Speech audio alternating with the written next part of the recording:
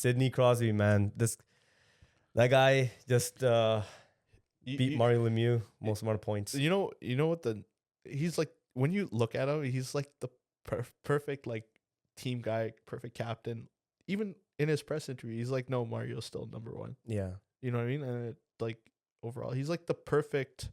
What's the word I'm looking for? Not employee, but shoot, I can't even. No, he's think. a perfect role model. That's what it is. He is. Okay, I had this whole thing. I was just thinking about it all day, just about like where the game was back in when the lockout happened till now, and a lot of people say that like there was a lot of adversity that he had to fight too. If you think about it, when that lockout happened, I'll just tell you about personally me. I had a lot of friends that used to watch hockey then before the lockout. And they were from all over the place, all over the world. That it could be families of immigrants or anything. They all came to this country, all started watching hockey. When that lockout happened, I lost a lot of friends. I lost a lot of people that used to watch hockey, and we had nothing in common anymore. They all just went their own ways. They started watching different sports or started doing different things. And I was just like, I didn't have as many friends anymore because a lot of them just stopped watching hockey. Hockey at that time, I remember the ratings were so low. It just completely dropped. And that's when Sidney Crosby comes, and they put this massive weight on his shoulder, him and Ovechkin, massive weight on his shoulder, saying that you got to take this game back to what it used to be or even better. You got to go and follow up the guys like Wayne Gretzky and Mario Lemieux and all the greats that came before that. And you would think that you would crumble with the pressure that comes.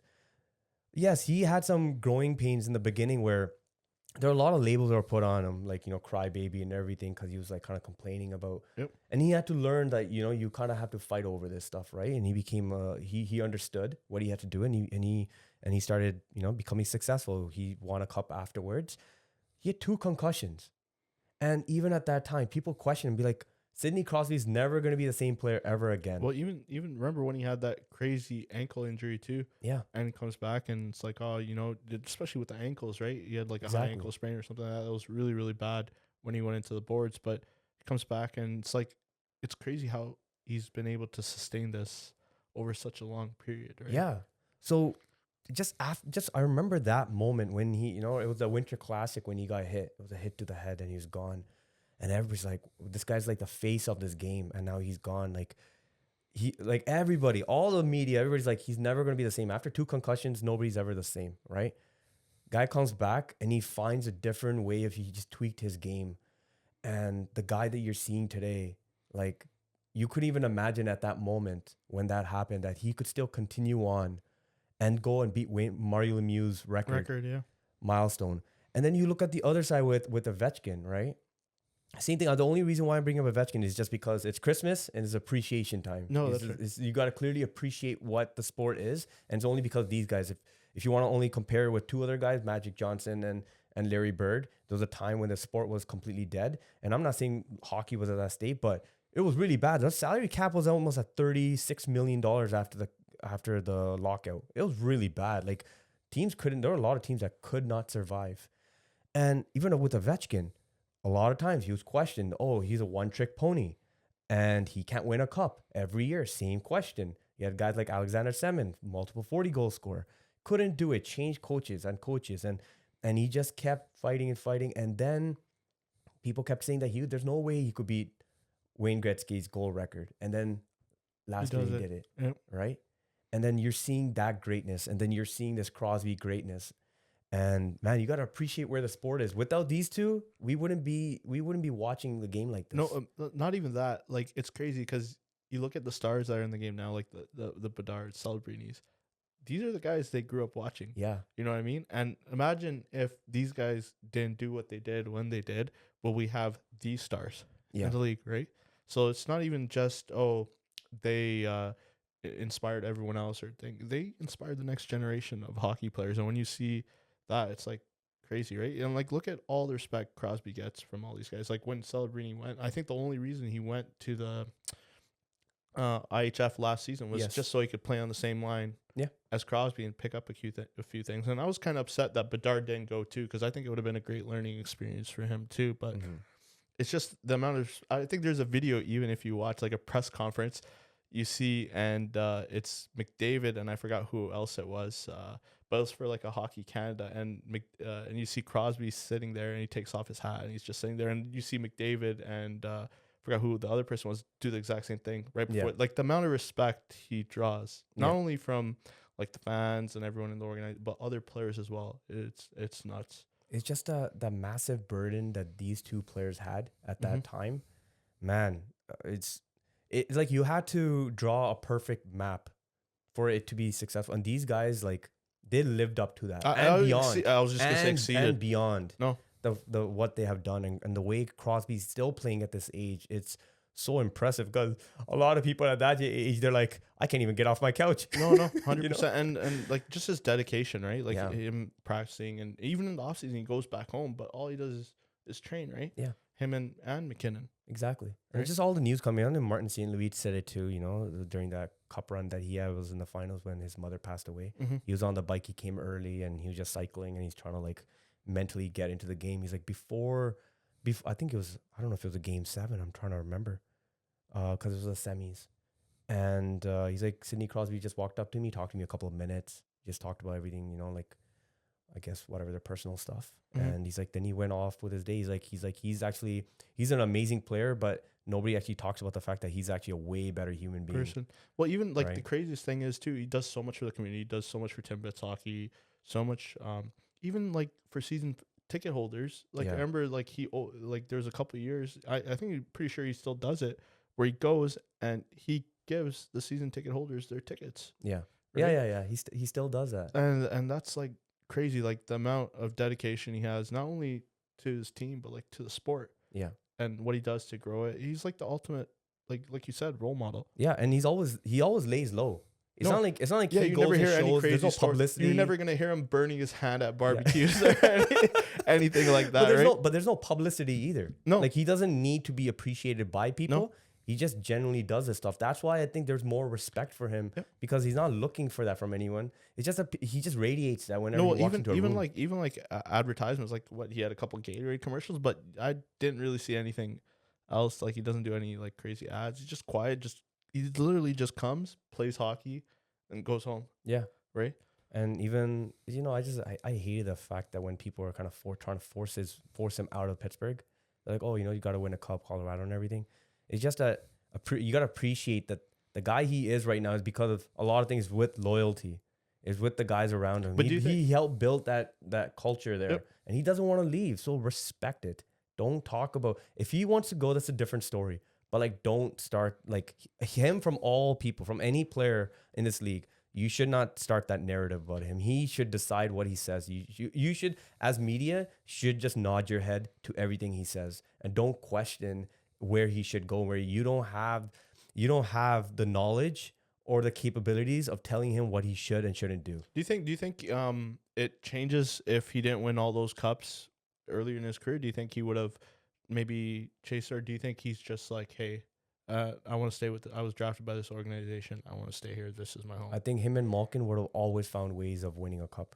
That was just inevitable. No, but I get it. But fair enough. Let's say that, like, just hypothetically, like, let's say they never won early. Like Ray Bourque, you're saying? Yeah. Yeah, then I think the team would say it to him too. They're like, we want you to win a cup, and I think he would. I think it would be a different conversation to have because Ray Bourque was also like very loyal to the Boston Bruins, and he wanted to win a cup, and the organization wanted him to win a cup. Unfortunately, they were not good enough. Well, that's why they traded him. The only reason I'm saying it is because you see like a lot of like players that spent their whole careers with one organization. Like you see it with Sundin. He went to Vancouver because he's like, oh, I get a good chance of winning there. You see same thing with Ginla. He's not looked at any different. No, not any different. But I'm saying like just like other players. Yeah, like they're identified with one organization, and same thing. Like you can even throw Marchand in there, right? Yeah. They stay with an organization, and then like they want to win just so they can win, right? It's like the hardest trophy in sport to win. But like Marchand won one as well, right? Yeah. Like with Boston, that's right, with Boston, right? So, I mean, you could say Joe Thornton, Patrick Marleau, like those guys didn't win a cup, and they kept trying. And listen, there's only one cup, and there's only one team that's going to win every year. Yeah. So that conversation saying that if he would leave or not, that's a completely different thing. I just think that just the character, that the person he is, he would have tried no matter what to bring a cup to Pittsburgh. I don't think that would have No, stopped. that's like one thing when you see a captain. It's like the amount. That's what I'm talking about. That is what I feel is missing from the Leafs. It's just like Yeah. the dedication, not only to your organization, to the fans, and just like it's crazy, right? Like Yeah. imagine if you had someone like that, or if Matthews was like, I think it'd be completely different. But Thing. that And it's he leads by example. You know, but what that I mean? has nothing to do with your skill or how you've been training. That's all to do with the type of human you are, No, like that's the what I'm saying. personality you have. But And that is something. It could be from the where you're from. It could be a small town, big city, or it could be the family upbringing. It could be anything. It's just that type of personality is that does shape into how you can or cannot win a cup too. If you're on a team like that, that stuff. If you feel like if you can't score, or like let's just say you're talking about the Leafs again, so whatever.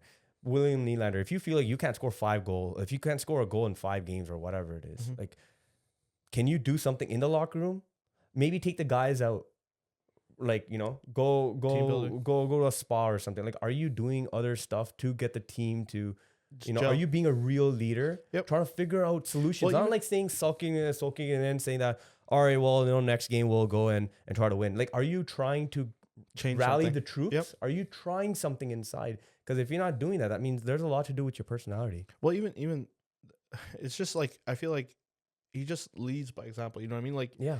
if your main guys aren't out there and they're not like showing any care or any effort or anything like that, like who else? There's only even if you go look out throughout history with hockey, there's only been a handful of leaders at that certain stage where they're kind of like right above everybody else. Not even nothing to do with talent, just leadership. Mhm. They're just way beyond everybody else. You could give hats to a lot of those players, and Sidney Crosby is there, like one of the best leaders that we have ever seen. Not even just as a player, but as a leader. Yeah, no, 100%. That guy sets an example for everybody. So, yeah, man, it's just appreciation time, man. It's Christmas. You gotta appreciate what you have, and we don't know how long we're gonna have him or Ovechkin, but you should appreciate every single game and what he brings. They make a movie. Wouldn't that be amazing? Yeah. Listen, if you even started a Netflix series on Ovechkin and 100%. Crosby, holy smokes, isn't that a good idea? Yeah, that's it. maybe that'll be the Christmas present for all of us. Yeah, that would be really good. Yeah, Like just even like a docu-series, like 30 for 30 or something. Yeah. That would be nuts. it would be insane. Yeah. I would be hooked for Mhm. sure. It's crazy. Yeah. It's probably two of the greatest, like in this generation or this era, 100%. I feel like they have carried a bigger burden than any other past generations. That's maybe that's a hot take for certain people because you have like your 80s and you had the Montreal Canadiens carrying it back in the 70s. Mhm. You had the Oilers in the 80s, and you had Leafs the in great the players. 60s. Yeah, sure. But I'm just saying, I think that's the burden that these two players had to carry. I think it's way beyond any other player that's ever especially carried this like game. I think like the game's grown so much Yeah, just because these two guys, right? yeah, And you think about where it was like in the lockout and how every other sport kind of like expanded like crazy and it got so big. And it's like these two guys were the main Yeah. I guess drivers. completely different personalities. No, both of them. very different. Yeah. Polar opposites. Yeah, because you've been seeing. I don't know if you've been seeing it with Ovechkin in the locker rooms, Him right. joking around and stuff. Joking around, dude. Who was walking the dog? Walking one of the players like just like barking and everything. Right? They do this stuff, and TJ Oshie was talking about it too. He's like, "Oh, that locker room when we won the cup, it felt like it was exactly what it is right now. It's like they're having so much fun, and they're just keeping it light. And they're like, it's all to do with Ovechkin. He keeps things light. He keeps everybody included. He didn't want to name the guy. He's like, there was this one player that getting bounced around all over the league. He came into that team within 1 month.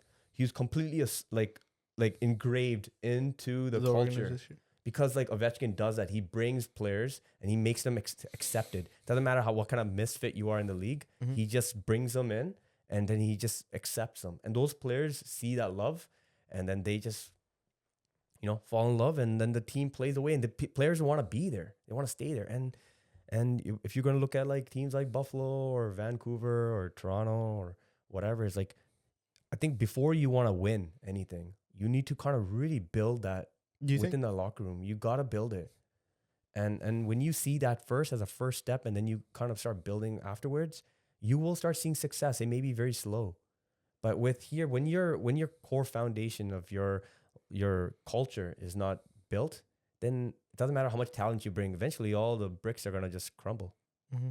So that's what you're seeing. But with these two, it's just special, man. I really want to see them play this year. That would be great.